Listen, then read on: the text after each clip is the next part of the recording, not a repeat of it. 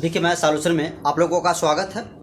इसके पहले मैं एक वीडियो जो डाला था उसी का भाग 2 है, जो कि 10वां क्वेश्चन आपका है।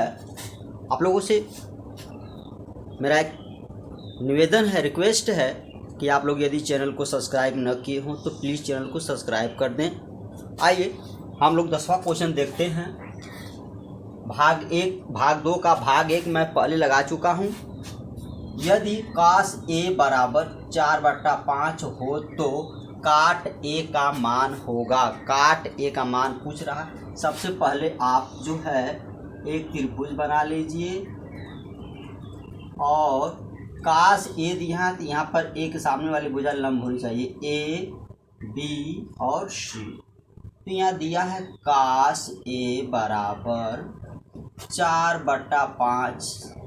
तो cos A बराबर होता है आपका आधार बटा कर्ण।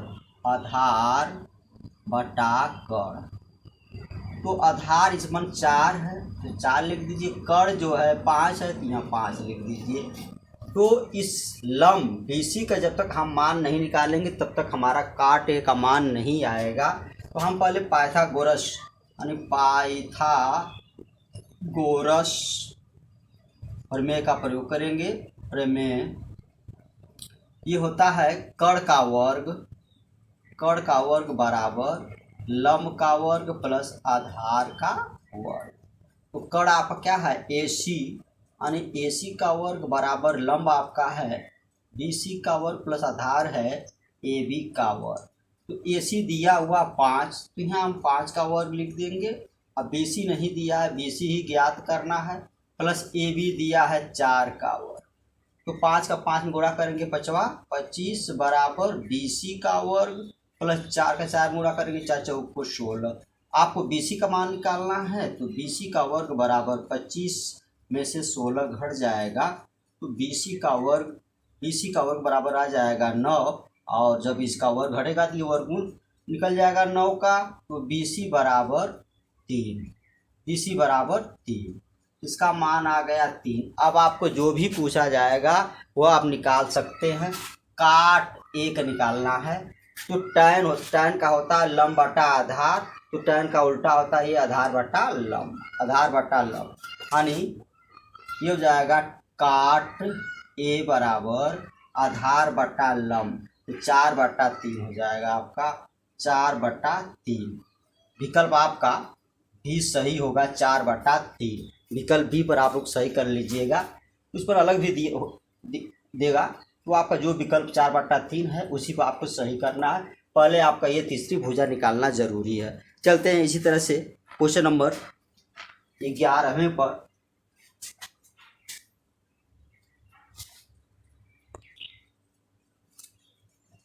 देखिए, यदि सेक थीटा बराबर 2 हो तो थीटा का मान होगा, विकल्प में दिया हुआ है।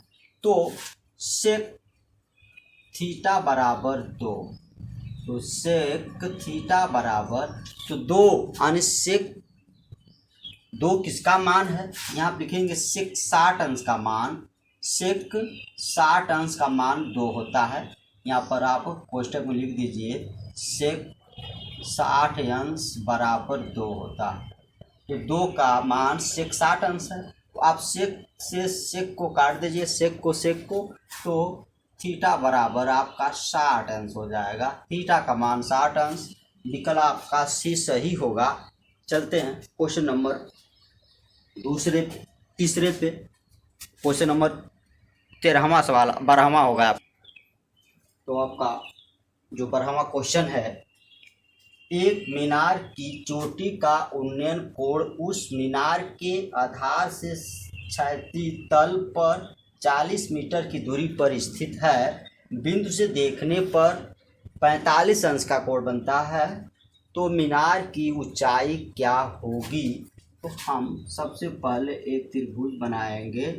देखिए, इसमें जो है A और B C, यह आपका मीनार है। इसकी मीनार की जो ऊंचाई को यच कर लिए, यही ज्ञात करना है। और यह आपका 40 मीटर है, यहाँ से यहाँ तक यह 40 मीटर है। उस समय सूर्य का उन्नयन कोण जो बनता है वो 45 अंश का बनता है। तो देखिए, तो इस मीनार की ऊंचाई आपको ज्ञात करना यच, तो यहाँ लिखेंगे आप tan 45 अंश बराबर, tan बराबर होता है लंब बटा आधार, तो हम लिखेंगे लंब बटा आधार। अब tan 45 अंश का मान 1 होता है, तो हम यहाँ पर 1 लिख देंगे, और लंब का मान यच ज्ञात करना है, आधार 40 दिया हुआ, इसके बट्टे 1 मानेंगे, फिर यह गुणा करेंगे। यच का मान ज्ञात करना है, तो यच का 1 में गुणा कर लीजिए, तो यच बराबर 40 से कम 40 यानी 40 मीटर। मीनार की जो ऊंचाई है, मीनार की जो ऊंचाई पूछा जा रहा है वह 40 मीटर आ जाएगा। विकल्प आपका सी सही होगा। चलते हैं क्वेश्चन नंबर 13 पे।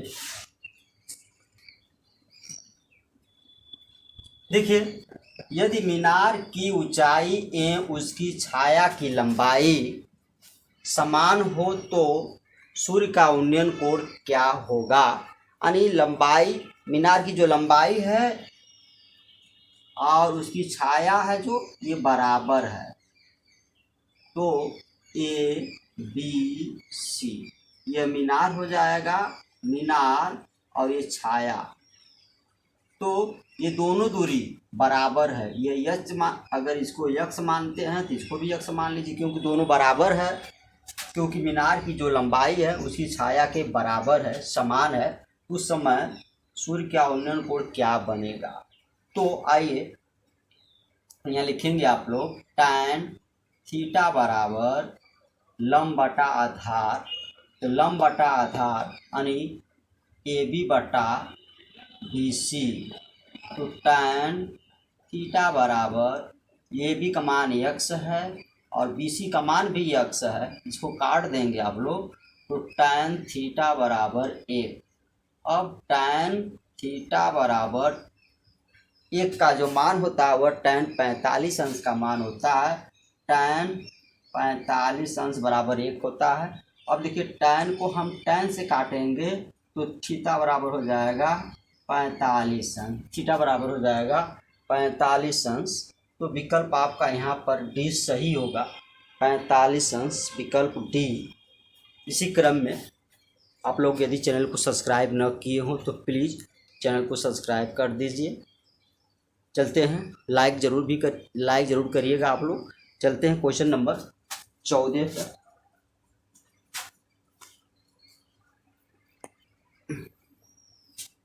चौदहवां आपका क्वेश्चन है, किसी समय किसी स्तंभ की छाया की लंबाई उसकी ऊंचाई की कड़ी में 3 गुनी है, तब सूर्य का उन्नयन कोण 45 अंश का होगा। अब देखते हैं लगाने के बाद, एक आप स्तंभ बनाइए, इसकी छाया बना लीजिए आप।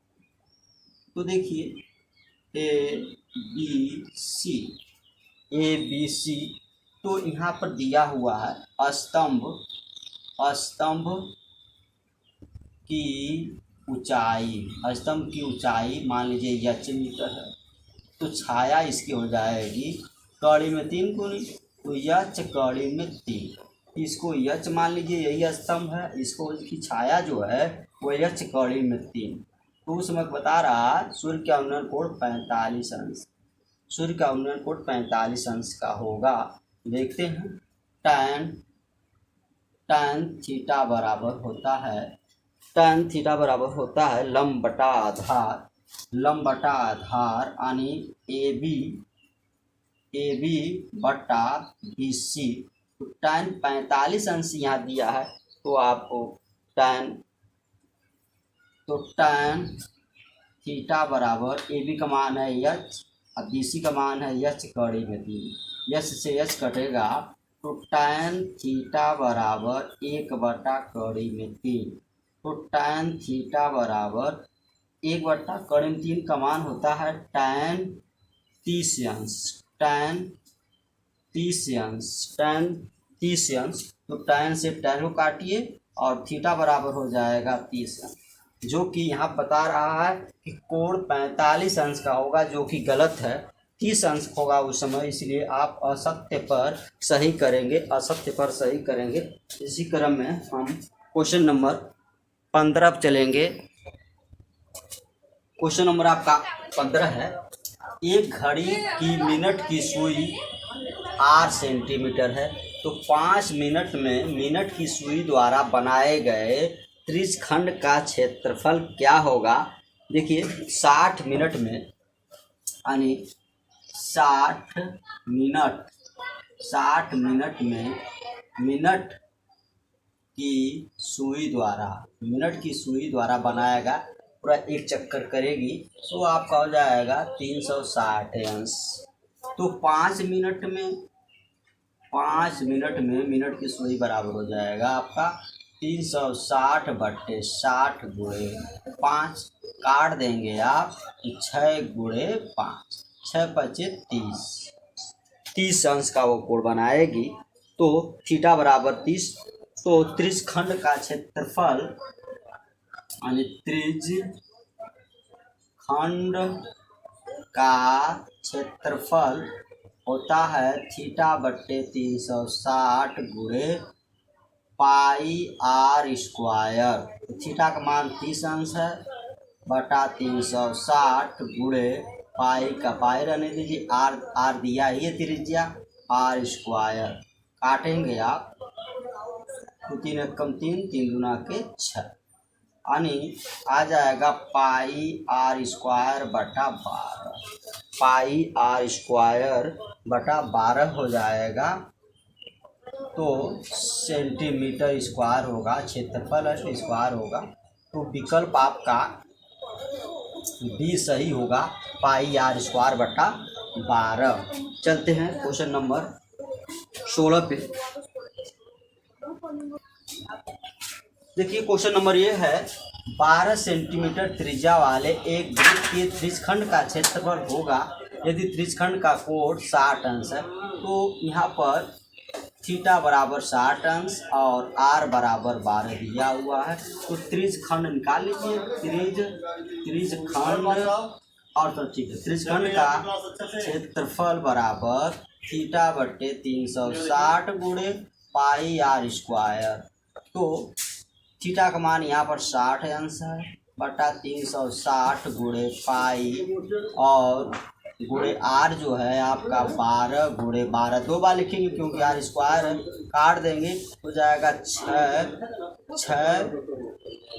और 6 से काटेंगे 6 दूना के 12, गुणा कर लीजिए 12 दूना के 24, 12 दूना के 24 पाई सेंटीमीटर स्क्वायर। विकल्प आपका भी सही होगा, विकल्प आपका भी सही होगा। देखिए यदि किसी वृत्त का क्षेत्रफल संख्यात्मक रूप से उसके परिमाप का दोगुना है तब वृत्त की परिधि होगी। माना वृत्त की त्रिज्या r है, तो वृत्त का क्षेत्रफल बराबर यानी वृत्त का क्षेत्रफल बराबर 2 गुणे वृत्त की परिमाप।